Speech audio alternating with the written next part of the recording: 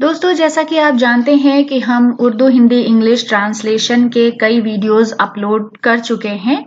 तो उसी सीरीज का ये हमारा 15वां वीडियो है और इसमें हमने उन आवाज़ों पर बात की है जो एक जैसी सुनाई तो देती हैं, मगर उनके मतलब, उनके अर्थ एक दूसरे से बिल्कुल अलग होते हैं। तो जब भी आप ट्रांसलेशन कीजिए, इस तरह के शब्दों को, इस तरह के अल्फाज को खास तौर से ध्यान में रखिए, नजर में रखिए, ताकि मतलब कुछ का कुछ ना होने पाए।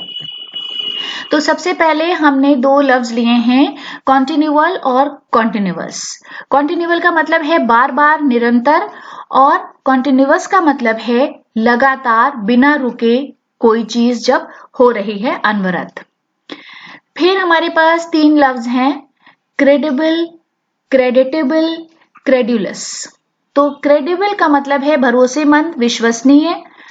क्रेडिटेबल का मतलब है तारीफ के काबिल, प्रशंसनीय। और क्रेडुलस का मतलब है जल्दी यकीन करने वाला, सहज विश्वासी। फिर है फोर्थ और फोर्थ। FORTH फोर्थ का मतलब है आगे, और FOURTH फोर्थ का मतलब है चौथा। कॉन्ट्रैक्ट और कॉन्ट्रैक्ट। एक कॉन्ट्रैक्ट का मतलब है मुआहिदा, अनुबंध पत्र या अनुबंध, संधि, समझौता। और दूसरे कॉन्ट्रैक्ट का मतलब है सिकुड़ना, यानी ये वर्ब है, सिकुड़न। Course, COURSE, course. कोर्स का मतलब है निसाब या पाठ्यक्रम। और COARSE, कोर्स, उसका मतलब है अशिष्ट, घटिया, बेअदब। फिर है डिसीज, DECACEASE, उसका मतलब है इंतकाल या मृत्यु। और डिजीज, इसका मतलब है मर्ज या रोग या बीमारी। फिर है डिफरेंस, एजाज, सम्मान, इज्जत। डिफरेंस या डिफरेंसेस, इख्तलाफ, इख्तलाफात या असहमति या विरोध। फॉर्मली, FORMALLY, फॉर्मली, रस्मी तौर पर, औपचारिक रूप से। और फॉर्मली, FORMELY, पिछले जमाने में, पूर्व काल में। फिर है डिजर्ट, रेगिस्तान, मरुस्थल या निर्जन स्थान। डिजर्ट, भाग जाना, कर्तव्य छोड़कर भाग जाना। और डिजर्ट, मिठाई या भोजन के अंत में परोसा जाने वाला मिष्ठान। फिर है डिसइंटरेस्टेड, गैर जानिबदारी, पक्षपात रहित। अनइंटरेस्टेड, गैर दिलचस्प, बेसरोकार, जिसको कोई मतलब ना हो। डुअल, DUAL, डुअल, दोहरा, द्विवाचक, डुअल, मुखालिफ लोगों के बीच टकराव, द्वंद्व युद्ध। फिर है तीन लफ्ज हमारे पास हैं, फेयर।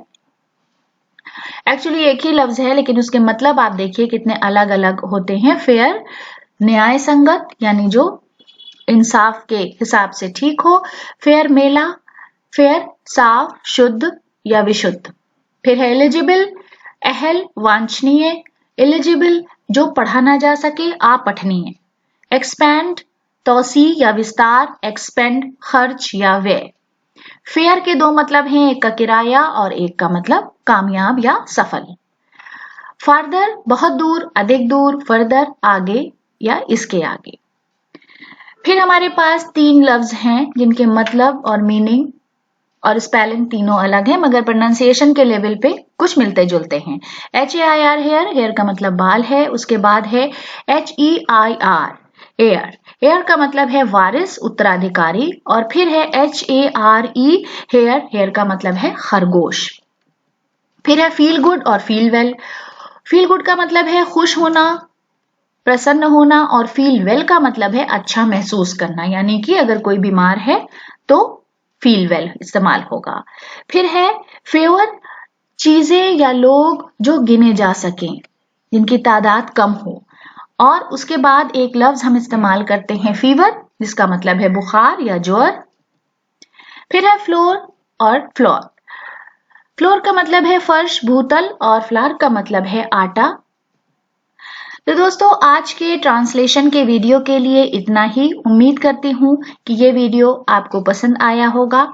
आप इन अल्फाज को अपने जहन में रखें, याद कर लें, आपके ट्रांसलेशन के लिए बहुत काम आएंगे। आपको वीडियो कैसा लगा, आपके कमेंट्स का हमें कमेंट्स बॉक्स में इंतजार रहेगा। बहुत बहुत शुक्रिया।